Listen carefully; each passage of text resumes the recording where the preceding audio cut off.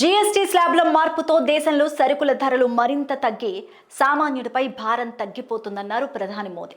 అయితే ప్రకటించిన తర్వాత దేశంలో పెద్ద ఎత్తునే చర్చ సాగుతోంది. జీఎస్టీ ఎలా తగ్గిస్తారు, వేటిపై తగ్గిస్తారని అంతా చర్చించుకోవడం మొదలుపెట్టారు. కేవలం 2 స్లాబ్లతో జీఎస్టీలో మార్పులు రాబోతున్నాయి. ఢిల్లీలో జీఎస్టీ కౌన్సిల్తో కేంద్ర ఆర్థిక శాఖ మంత్రి నిర్మలా సీతారామన్ చర్చలు జరుపుతున్నారు.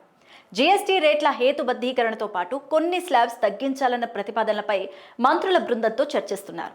ప్రస్తుత జీఎస్టీలో ఉన్న 4 స్లాబ్స్ను తొలగించేసి 2 చేయాలని చూస్తున్నారు. 5-18% స్లాబ్స్ కొనసాగించాలని, కొన్నిటిపై మాత్రమే 40% ఉంచాలని ప్రతిపాదనలు ఉన్నాయి. మరి ఈ నేపథ్యంలో కేంద్ర ప్రభుత్వం జీఎస్టీ కౌన్సిల్తో కలిసి రాష్ట్ర ఆర్థిక మంత్రులు అభిప్రాయాలను కూడా తీసుకొని చివరికి జీఎస్టీ సవరణలు చేయబోతున్నారు. మరి ఇప్పటి వరకు ఉన్న 12-28% పన్ను స్లాబ్లు ఇకపై ఉండబోవన్నమాట. మరి ఈ స్లాబుల్లో ఉన్న వస్తువులను మిగిలిన స్లాబుల్లో కలుపుతారు.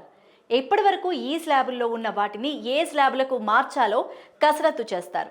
పేద మధ్యతరగతి ఎంఎస్ఎంఈలు, వ్యవసాయ రంగానికి పన్ను భారాన్ని తగ్గించడం కోసం జీఎస్టీలో సంస్కరణలు తెస్తున్నట్టు కేంద్రం చెబుతోంది.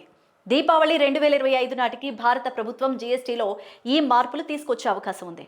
అయితే హానికరమైన వస్తువులపై 40% ప్రత్యేక రేటు ఉంటుంది. ప్రస్తుతం 12% స్లాబ్లో ఉన్న 99% వస్తువులు 5% స్లాబ్లోకి మారిపోతాయి. 28% స్లాబ్లో ఉన్న 90% వస్తువులు 18% స్లాబ్లోకి మారిపోతాయి. జీఎస్టీ చట్టం ప్రకారం పాన్ మసాలా, పొగాకు, ఆన్లైన్ గేమింగ్ లాంటి డీమెరిట్ వస్తువులతో 40% పన్నుతో స్లాబ్ ఉంటుంది. బియ్యం, గోధుమలు, పప్పులు, తాజా కూరగాయలు, పండ్లు 0% జీఎస్టీలో కొనసాగుతున్నాయి. ఇక పాలు, పెరుగు, మజ్జిగ పన్ను లేకుండానే లభిస్తాయన్నమాట. బ్రాండెడ్ బియ్యం కానీ, గోధుమ పిండి, నెయ్యి వంటి ప్యాక్ చేయబడిన ఆహార వస్తువులపై జీఎస్టీ 5%కి తగ్గుతుంది.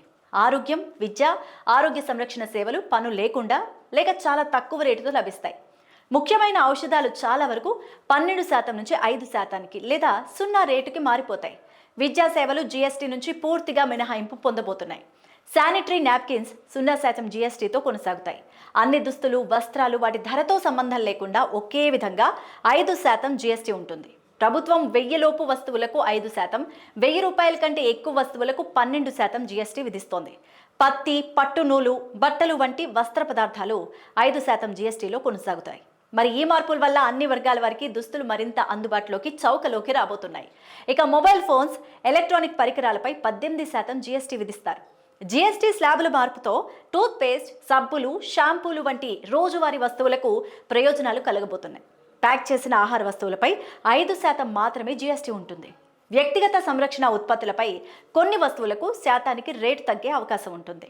చిన్న కార్లు, ద్విచక్ర వాహనాలు 28% నుంచి 18%కి రేటు తగ్గింపుతో వినియోగదారులకు ప్రయోజనం చేకూరబోతోంది. ప్రజా రవాణా, నాన్ ఏసీ సేవలకు 5% మాత్రమే జీఎస్టీ ఉంటుంది.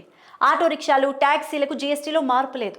పేదరికం దిగువన ఉన్న ప్రజలు జీవన శైలిని మెరుగుపరుచుకునేందుకు ఈ జీఎస్టీ ఎంతగానో తోడ్పడుతుంది అంటున్నారు నిపుణులు. మరి మీరేమంటారు? మీ అభిప్రాయం ఏంటి అనేది కూడా కామెంట్ సెక్షన్లో కామెంట్ చేయండి.